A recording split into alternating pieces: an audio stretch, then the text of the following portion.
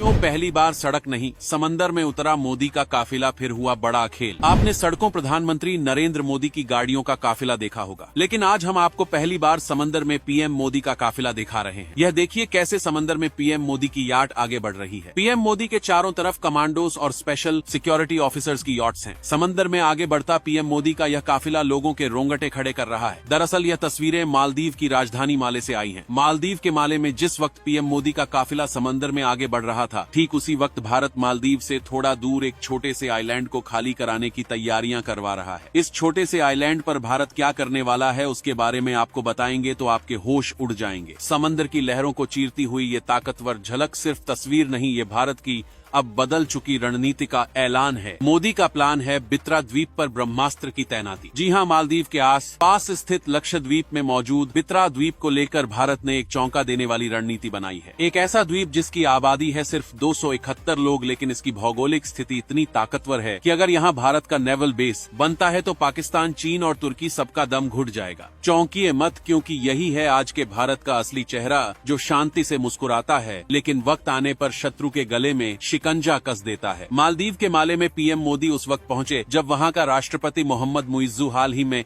India out campaign चला चुका था। लेकिन क्या हुआ, आज उसी मुइज्जू ने भारत के प्रधानमंत्री को अपनी सेना की परेड दिखाई, अपने रक्षा मंत्रालय की इमारत पर मोदी की तस्वीर लगाई और मोदी को स्वतंत्रता दिवस का चीफ गेस्ट बना दिया। इसे कहते हैं कूटनीति की जीत और सामरिक मोर्चे पर फुल स्ट्राइक। भारत और मालदीव के बीच इस दौरे में 8 बड़े समझौते हुए और वो जो चीन, तुर्की और पाकिस्तान ने मिलकर मालदीव की आंखों पर पट्टी बांधी थी, अब वो पट्टी उतर रही है। लेकिन मोदी सरकार आंख मूंद कर भरोसा नहीं करती, क्योंकि दिल्ली को मालूम है मोहम्मद मुइज्जू जैसे नेता कब चीन की गोदी में जाकर बैठ जाएं, कुछ कहा नहीं जा सकता। इसीलिए भारत अब खुद की सुरक्षा के लिए अगला कदम उठा रहा है और वो कदम है बित्रा द्वीप का सैन्य अधिग्रहण। बित्रा द्वीप लक्षद्वीप के उत्तरी भाग में बसा एक छोटा सा टापू है, लेकिन रणनीतिक दृष्टि से ये एक जियोपॉलिटिकल डायमंड है। अरब सागर की सबसे अहम नौवहन रूट इस द्वीप के करीब से गुजरती है, जहां से तेल, गैस और ग्लोबल ट्रेड का बड़ा हिस्सा आता जाता है। अगर यहाँ भारत का एक पक्का नेवल बेस बन जाता है तो समझ लीजिए चीन की बंदरगाहों से लेकर पाकिस्तान के ग्वादर तक और तुर्की की छद्म घुसपैठ तक सब पर भारत की सीधी नजर होगी और जरूरत पड़ी तो सर्जिकल वार भी होगा। भारत पहले ही लक्षद्वीप के कावरत्ती में आईएनएस द्वीप रक्षक और मिनिकॉय में आईएनएस जटायु तैनात कर चुका है। अब बित्रा तीसरा मोर्चा बनेगा और ये ऐसा त्रिकोण तैयार करेगा